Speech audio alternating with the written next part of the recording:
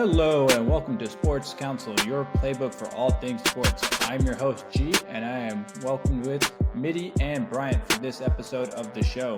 With week 1 in the books, we're back to give you the week 2 starts and sits. We know you've been waiting for it, as well as our week 1 Listener League recap. Today is September 9th, 2025, and this is episode 185 of the show. Well, welcome fellas. Happy to have you here. What's up, everybody? Crazy week 1. Away. Yeah, insane week 1. I hope you guys, won all your fantasy leagues and cashed all your bets and your teams won. But I don't know if that's true for everybody here, huh? Yeah, we have a lot to talk about.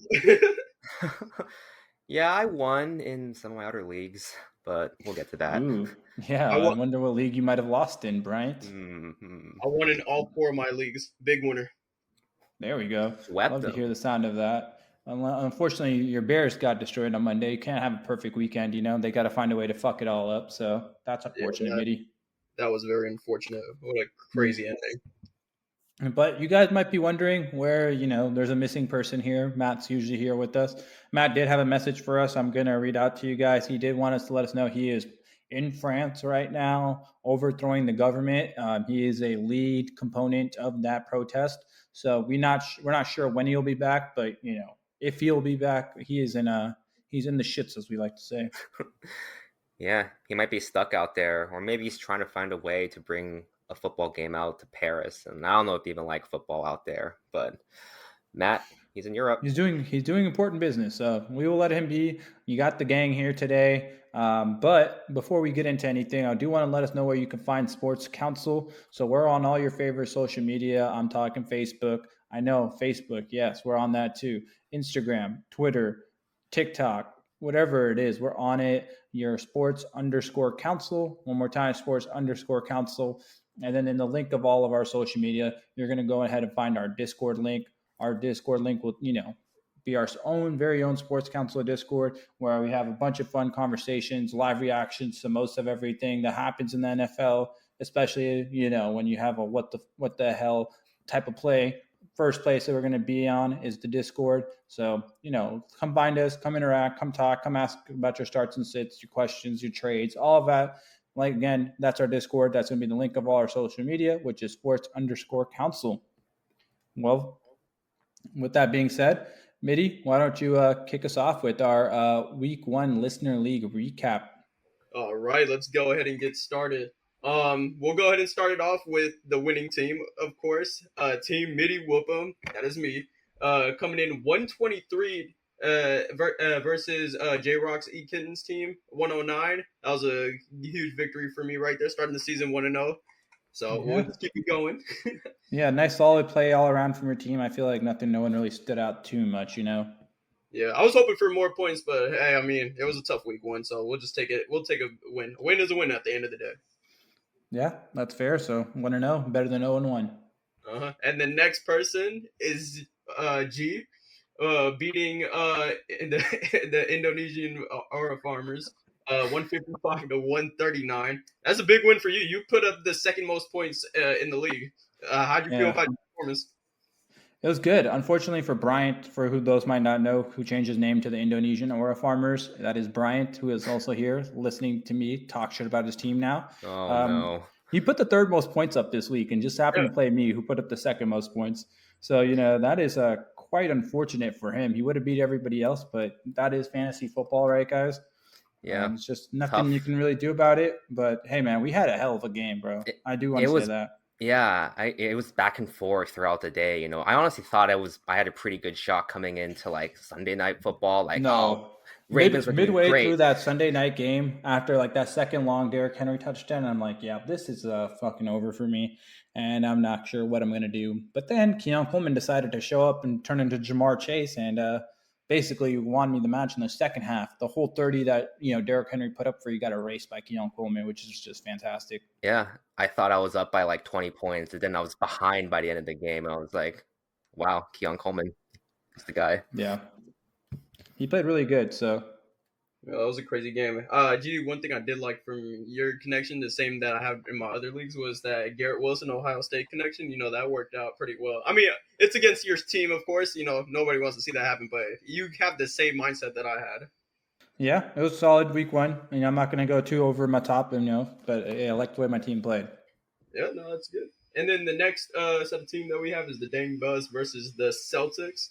Celtics coming clutch with that one, 126 over 107.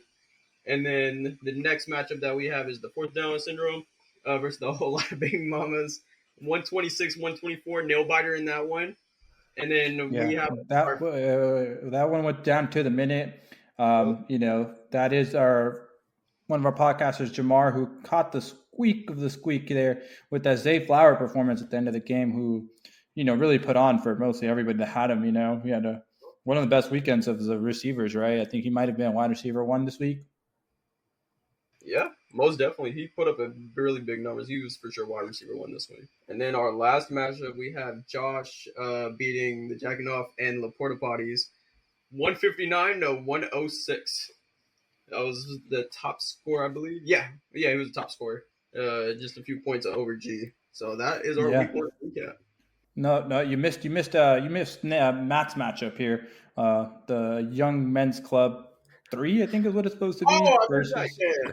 Third versus version. Nando. Yeah, the third version of the Young Men's Club, younger than ever, which is getting a little weird that it's getting this young. But versus Nando, it's what we call a shit fest, 99 to 88. Probably why he skipped over it, because it was a pretty poor matchup, I would say.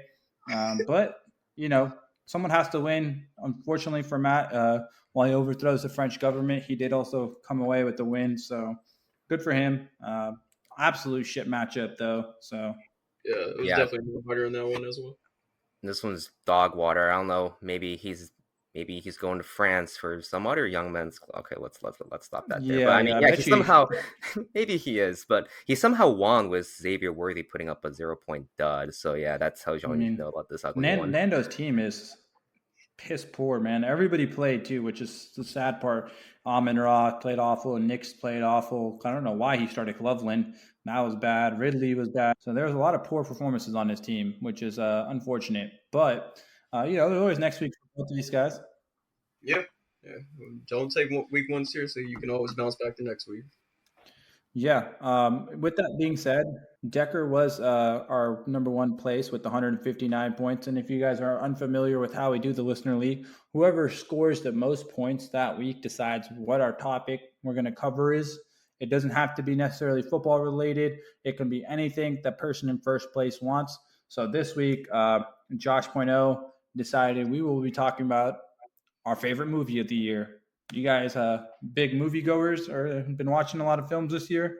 Been to a couple movies this year. I was thinking about this topic, kind of what's out there this year, and I was thinking, seen a couple good ones, some quality films out there, but I think, at least for myself, the one that resonated the most was watching the Minecraft movie. Was fellow podcaster Matt. We went to the theater, and I mean, look, just two grown men going to the Minecraft movie, huh? More grown men. I think it was like 4 of us going out to the theater. Oh shit! But it was a cultural moment out there. We were hanging out. We were unks hanging out with the young guns out there, watching Minecraft, screaming out the words. One of my compatriots, the chicken jockey.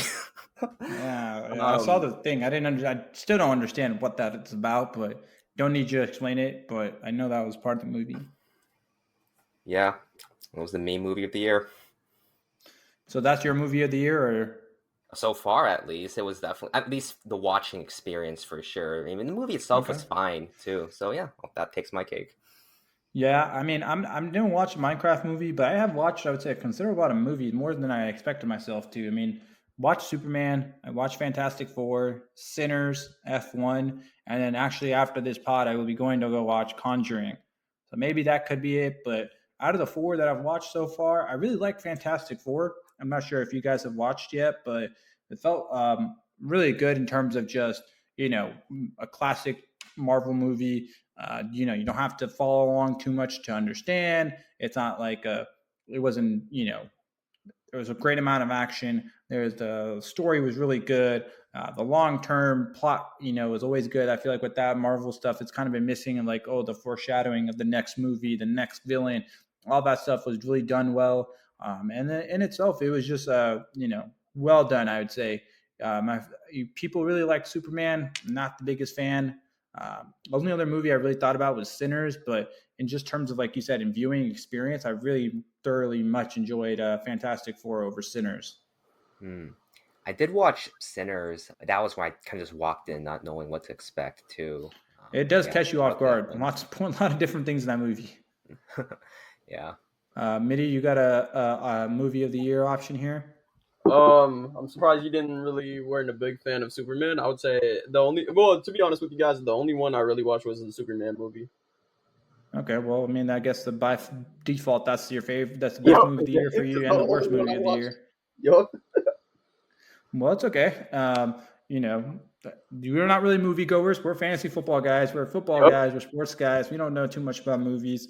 I don't know any other movies that are even coming out the rest of the year that could really, be a movie of the year contention. But if you guys have any opinions, maybe you guys are more avid movie goers, and there's a recommendation that you think we should watch that came out this year, totally open to it. Message us or message us in the Discord, wherever. Let us know what you think about what the movie of the year was. I mean, if it's that good of a movie, I would love to watch it, but I don't know. I'm not too much of a movie goer myself. Just Yeah, like let watch us what's know ever for sure. hyped up and stuff. Yeah. Have any of you guys watched any football related movies or Not in content? a long time. No, I have not, but I know there's that one coming out called Him, which looks really good. Okay, definitely check I that haven't Have out. I you? heard think the that last one. one I saw was like if you guys remember the De La Salle football one. Oh Oh, yeah. yeah, that was a good one. That Okay. was good. That was back Yeah, in the that was day, a lot right? of I feel fun. like that was long ago. Yeah. But Baylor showing up. The him movie is about football. It's supposed to be like a college quarterback that keeps making like crazy sacrifices to be him or to become the best, right? And it's like supposed to be like one of those things like Jordan Peele movies that are like kind of trippy and kind of messes with you in a little way. It's like that Black Mirror type of movie, where you're going on this subject where it's like kind of like trippy, but also kind of like thought invoking. So should Yeah. be a good movie. But I also have no other information about that movie yet. It's not out. Yeah, I think it's coming out later this month. So if you're at the intersection of big time movie fan and football, sounds like that's the one to watch. Yeah, I think it should be good. They're usually his movies are good. I mean, I think he had Get Out and Us, right? Mm-hmm. Those were More of in good. that kind of horror genre, but yeah, Yeah, horror that and weird football. horror That's trippy genre. pretty. Yeah. That's gonna be crazy. Right. Well, I think that's enough football or movie talk for hopefully the rest of the year. I don't know when else we'd be talking about movies again. So if someone else wins, then maybe they'll make us talk about movies again. But for now, movie of the year, we're between Minecraft and Fantastic Four. So you guys let us know who gets the win here. Yep. Back to what we actually know, though, starts and sits, right? Something up our alley, I would say. If you guys don't know, we're going to go through our starts and sits of every week, and no, our starts aren't going to be start Josh Allen and Lamar, and sit, I don't know, Lamar's backup. We try to be a little bit more creative. We try to be like, hey, these are the guys that either are on your waiver wires or kind of lower name guys that you might want to start, kind of somewhere in between, where I might be of like, you know, not too obvious and still somewhat of a take, right? As they might say. So, Mitty, why don't you kick us off with your quarterback start for week 2? You absolutely know who I would announce. We're gonna go ahead and start quarterback Justin Fields, JF7 versus the Bills. He had an amazing game versus the Steelers, your team, G, of course. But hey, he's been looking really good, and that connection with him and Garrett Wilson, the Ohio State connection, is looking pretty good. Definitely won a lot of fantasy games with that same connection. I'm sure others people have seen that as well. But we're correlating back to that what we talked about. He did it with DJ Moore. It doesn't make any sense why he wouldn't do it with Garrett Wilson. Yeah, it was solid. It was an impressive performance. I think not just I think like the running the ball was like I guess, the bare minimum of what we expected from Fields. But then that the extra layer of passing, I think, was really impressive. I think that's what kind of, blew the Yeah. socks off people. You could say it was like, damn, like he looked really good passing the ball, really sharp, which Yeah, I tight think kind of window weird. though.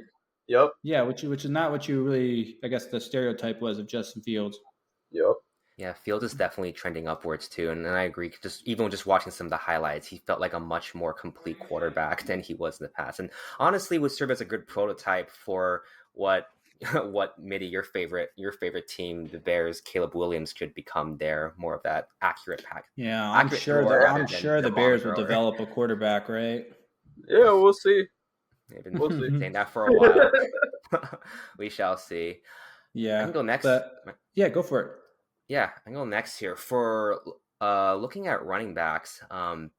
Looking at Trayvon Henderson versus Miami. So Trayvon Henderson, rookie running back on the Patriots there, and he didn't seem to have a very efficient first game. I think he had a combined maybe like 40 yards, only like 20 yards rushing. He did catch 6 passes, I think. So definitely the Yeah. usage, the receptions was there. Just didn't have a very efficient day.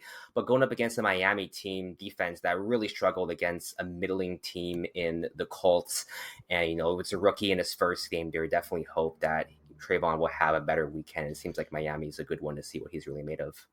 Yeah, and I think what the nice part about Henderson is that you have that receiving upside already, right? Like you're already getting 6 touches a game. So anything after that is just a positive. It's only an add-on. There's nothing really like, hey, if he actually does something productive with it, that could be real fantasy startable running back production, right? And then if he gets any actual rushing attempts on top of that, then you're really just in hit gold with Henderson, right? Which I think what everybody thought was going to be the case going into it, right? He was dynamic coming out of Ohio State offense, catching the ball, blocking, doing the running, obviously. So, we expect to see that. And like you said, Miami's defense is awful, just awful. Also, just to add on that as well, yeah, Miami defense is awful. Start Henderson. Don't look. Just going to also say as well. I know some people all got that report from Schefter that Henderson is a third string. Don't look at it like that. He's gonna overtake Stevenson for sure. That game already showed a little bit of it. It's gonna keep progressing. So just continue to ride it with Henderson. Yeah, I like that. I like the matchup a lot. I quickly do want to just jump right back to like my quarterback start, which goes hand in hand. I think Drake May will also have a really good week against the Miami for a lot of the same reasons Bryant mentioned already. I'm not going to reiterate them, but Miami's defense is really bad, and Daniel Jones can go for 33 points or 38 points or something like that. I have no doubt that Drake May can do it. So it might just be one of those things where you look at Miami, you see who they're playing, kind of, maybe start a few more of their guys, right? Like whoever's going against them. But that takes me into my running back start of the week. I'm going Dylan Sampson from the Browns against the Ravens. And you might be like, well, that's a very tough matchup for a rookie running back who already had one good week. And what I would tell you is, honestly, you're probably right. But I'm very optimistic about his upside here, just because the Browns offense has always been running back heavy, and that's always been kind of like their focus. And he had 8 receptions, so even if they do go down to the Ravens, which we all expect, like I think the spread is like 12 points or something. Like, okay, fine. That's even better for us because now they're going to be passing the ball. They're checking it down, quick passes. So he should be able to then repeat that 8-catch performance, I think, in a similar fashion like of Henderson. He's going to get the receiving touches. Anything from the actual rushing game on top of that is just a plus. Like, he has a very safe floor with this type of passing load that he continues to receive, it seems like. Yeah. Do you have any concern around? I think Quinshon Judkins, or he signed his contract. He's still on the team. Yeah, I'm pretty sure he's still on the team. Yeah, he's still on the team. He got He's gonna signed. probably. You're right. They were thinking he might go back to college, but I mean, yeah. Have you any concerns around him? Kind of. Well, he'll probably make his debut kind of week 2 there. So that's like Yeah. 2-3 headed committee at running back. Any thoughts around that? I think if you had Jerome Ford, I think I'd cut him completely at this point. He's just not going to be valuable when Judkins is back. With Sampson and Judkins at the same time, it's very hard to pick which one would be better. But Sampson is going to have, the pass catching, and then we'll see what Judkins does. I mean, he hasn't practiced all summer, and he hasn't also, been acclimated to this offense yet. And when you already have a role for Sampson, I feel like it's harder to take that away from him when Judkins is just now joining. So maybe 4 or 5 weeks into the season, I would, maybe look towards getting Judkins. But right now, week 2, I like Sampson. Makes a lot of sense there too. And I mean, yeah, in college, right, it was Quinshawn, and then Trayvon was the pass catching guy. So you could see that repeat was maybe exactly.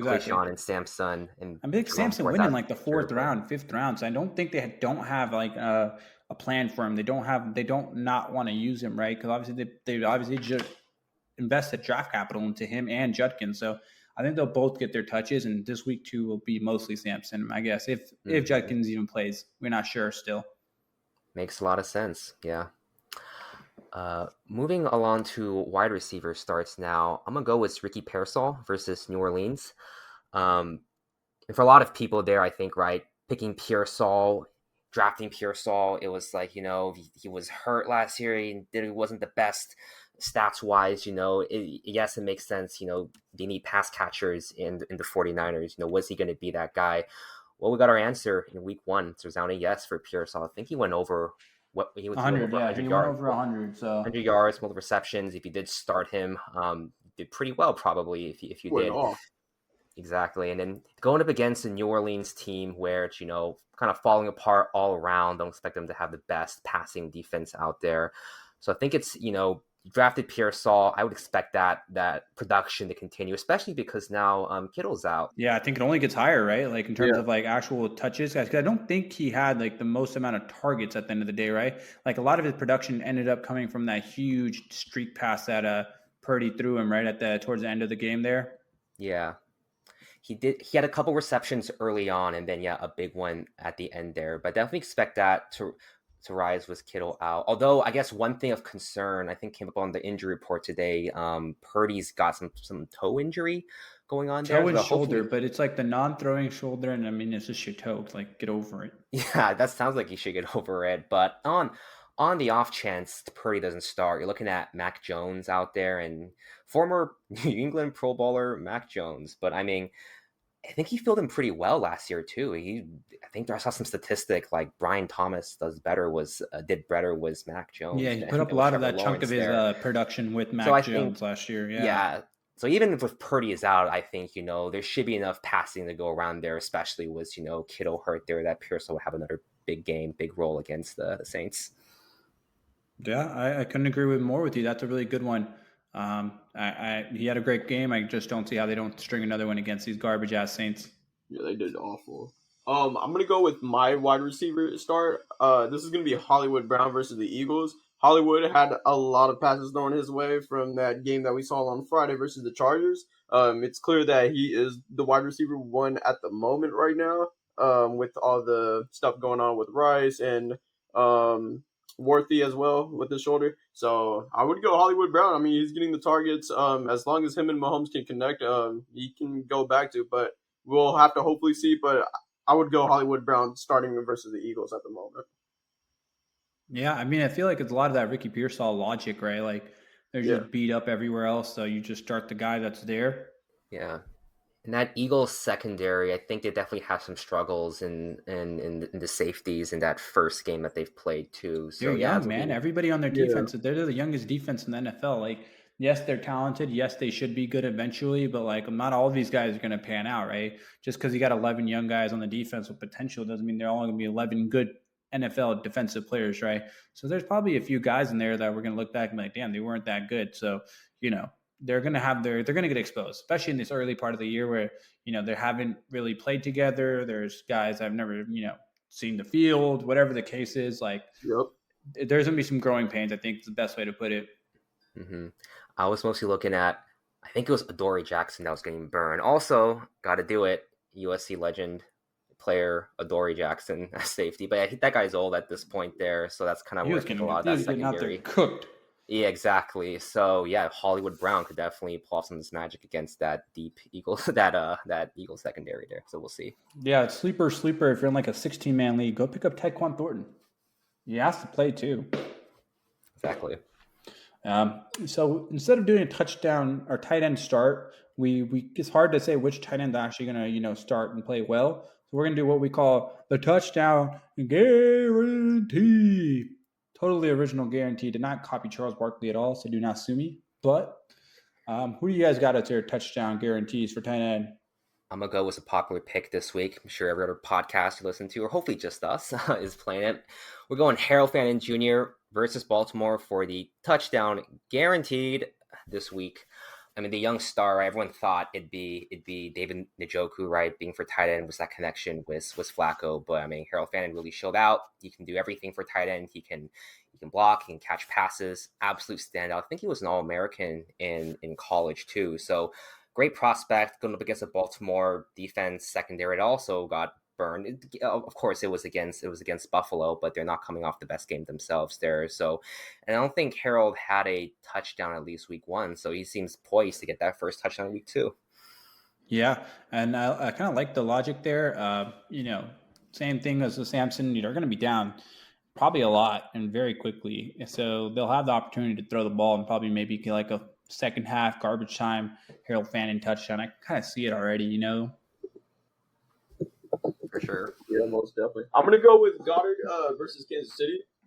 I would say he got a lot of targets in that game for the first season, and I think him and Hurts are connecting more often. So if that keeps going, we'll see him continue to rise. I know last year was a little bit tough, but definitely I would say he would get the touchdown for this week versus KC. Yeah, I see that. I could see that. Mine is going to be a little bit more out the blue, I guess you could say. Mine's going to be Michael Mayer against the Chargers. Monday Night Football. I think Brock Bowers is going to be out at least a game or two, maybe. If not, even then, Michael Mayer was out on the field so much. I think they said he was out snapping Brock Bowers. I mean, sounds stupid to say, but it is a fact.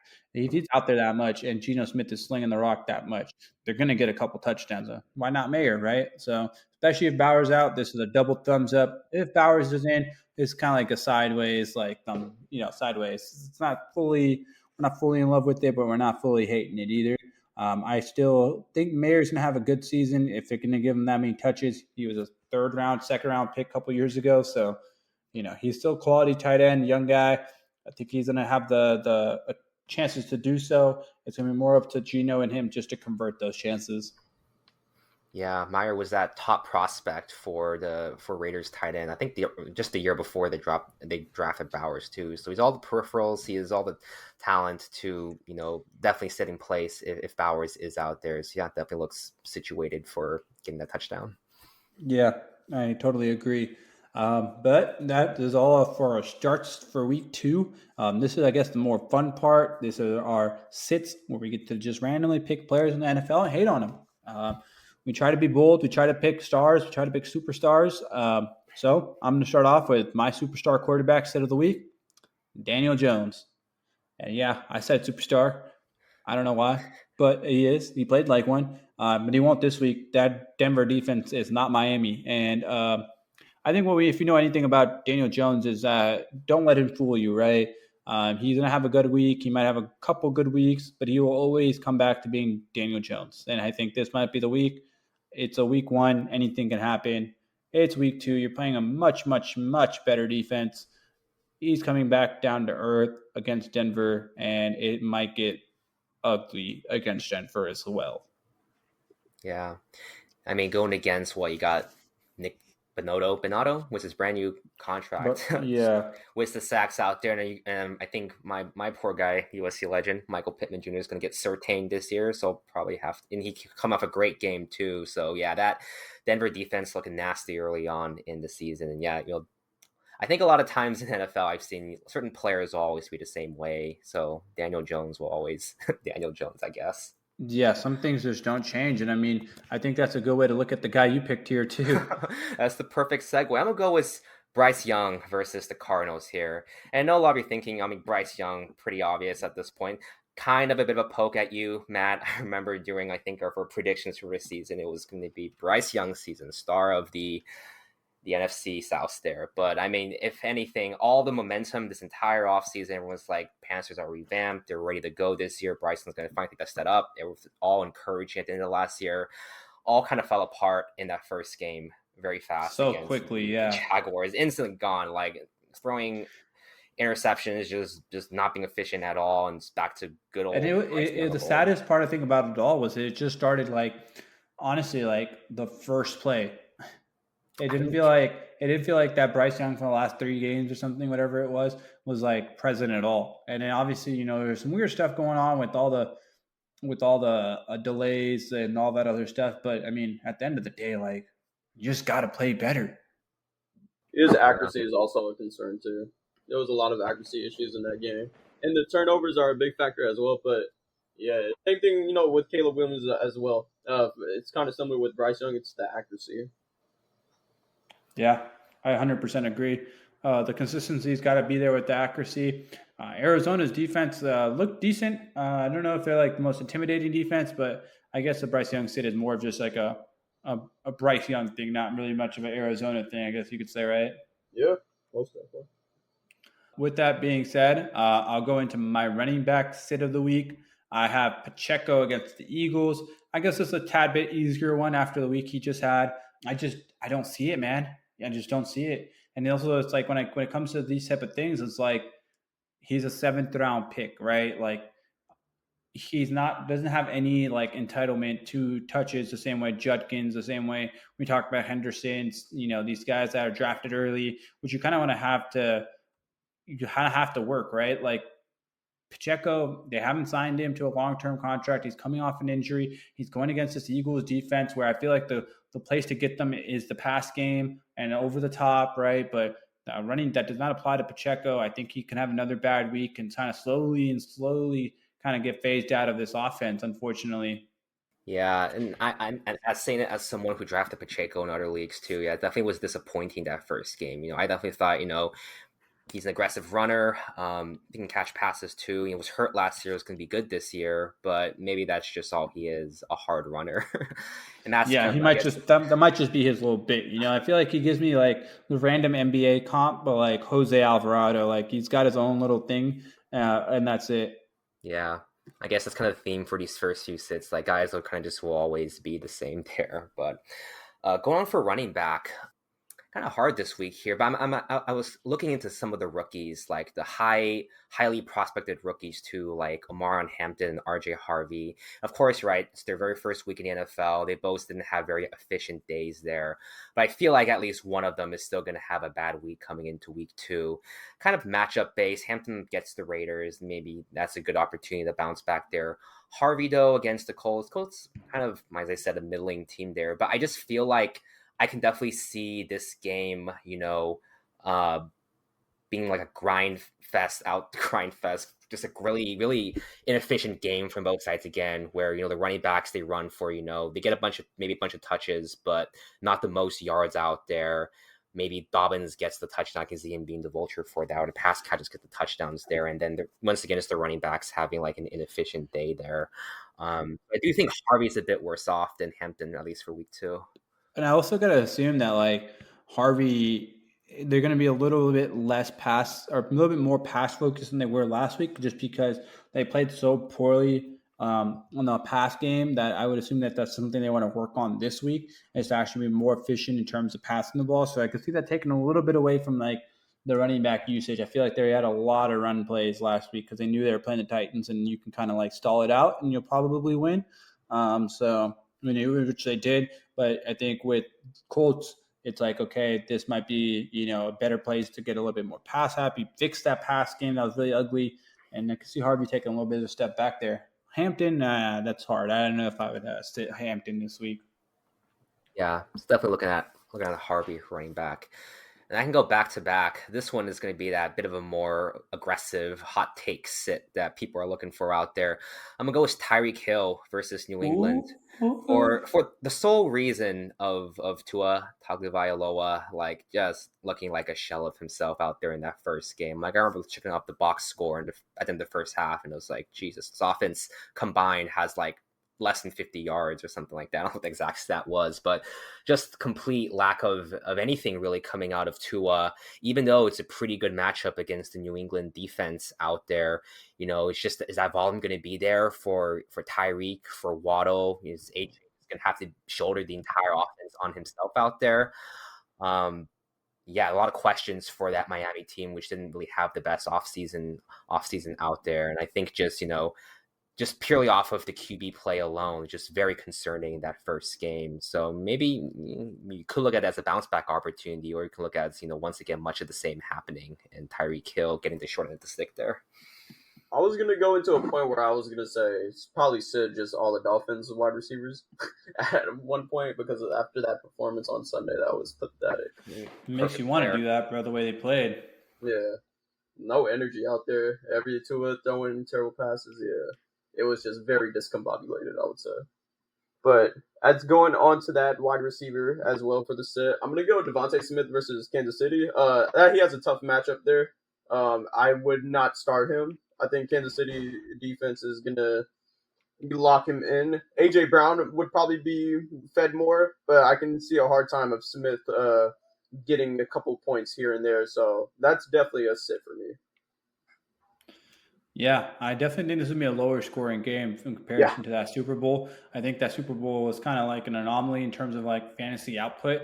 I feel like everybody played good in that Super Bowl, right? Like everybody had points, everybody had done something, it felt like. But I don't think that's going to be the case this week, this time around. I think it's going to be a much slower paced game, much more control football, run the ball.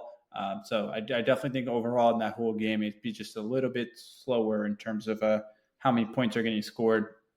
Yeah, most definitely. And moving on to tight end, the sits for tight ends. And tight ends can kind of thin out there, but there's definitely some guys to be concerned of. I'm going to go with an oldie, but a goldie, Kyle Pitts versus Minnesota.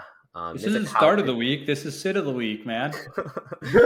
Start of the week there, but tails of the time, Kyle Pitts versus Minnesota. And honestly, there could be some hope for Kyle out there. Drake London, he is hurt, a little banged up out there. I'm personally expecting him to play, but if London's out, that passing volume has to go somewhere. But I was watching that Minnesota Bears game last night. That Minnesota defense was looking ferocious, and they're coming off of a great victory. JJ McCarthy's feeling stuff out there, but that defense was just taking away everything the Bears were trying there. So yeah, Ron Flores having a great defense out there, and I can see this game being a very difficult one for a young promising Atlanta's offense there. Michael Penix, he had a fairly decent kind of outing there. Yeah, he had a good outing, but I think like every young quarterback that you talk to after they play a Brian Flores defense, they're like, Jesus, that was the most like impossible defense I've ever played. And I love Michael Penix, but I can't imagine it's going to be too much different for him. I don't think he's going to be like the anomaly of like quarterbacks that torch like the Vikings defense, if that's even a possibility. Yeah, definitely anticipating an ugly game out there, and that'll definitely affect Kyle Pitts. It is Sunday Night Football, so it would be cool to have a great shootout or something fun like that, but kind of with you on that one. I don't think this is a very exciting game at all. Yeah, Minnesota versus the Falcons. Yeah, I mean, we'll see. But I mean, I wouldn't start Pitts on this one. Since that inconsistency as we've seen from last season and the year before. So we'll see. Kind of similar to the next person I'm going to talk about as well as my sit. Kincaid for versus the Jets. I wouldn't see him doing much as well, because if we look at last week, Sunday, of course, he only had that touchdown that pretty much saved him. Other than that, he was like pretty much dead for the most part. But I wouldn't trust him against the Jets, the defense. That's what I would say. And I also don't understand the Bills' infatuation with Dawson Knox that will never not have a role in this team. It just seems like he will always be present and he will always be bothersome to your fantasy production coming from Kincaid. I feel like the whole time or every year is like, oh, this is the year that what's his name gets less touches, and this is the year that he gets less touches, and every year Dawson Knox is there just taking like these couple of catches that should be Kincaid's, but they're not. Yeah, so that's like the most bothersome part about it. Yeah, I feel like Dawson Knox, even this lesser one the last couple of years, Kincaid, he's always like every game is like maybe 2 receptions for like 16 yards and a touchdown. So exactly, and that's enough to make a Kincaid performance look very mid, and to make a Dawson Knox relevant enough to like fuck something up, right? Yeah. 100%. So that's definitely a sit right there. Okay. Well, fellas, we're not going to get too much into our other stuff today. Usually whenever we do a little pod like this weekly, we'll have another segment or two. We're going to hold them in our bag, deep in the bag, like the fries are at the bottom. I think that's what Mark Jackson once said. So we're gonna keep some of that stuff for our later weeks. This week we're keeping it nice and simple with just our starts and sits, our listener league recap, our movie of the years. With all that being said, I hope everybody has a great week too. And if you have any other questions, and I cannot stress this enough, no, I'm not only just plugging this because I am on part of the podcast. I genuinely say that if you have any discussions, have any other further questions, go to our social media, sports_counsel. Go find our Discord link in that social media. We're on all those social medias.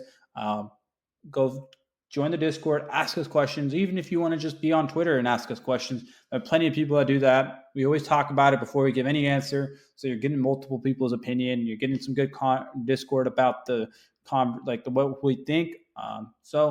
If you're debating between Daniel Jones and Kyler Murray or whatever it is, feel free to come ask us. We'll love to help you guys out.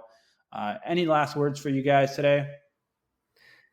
The answer to that hypothetical is Kyler Murray, by the way. Excited for week 2. I don't know why those are the first 2 quarterbacks that came. I don't think anybody's ever asked us who they should start, Daniel Jones or Kyler Murray.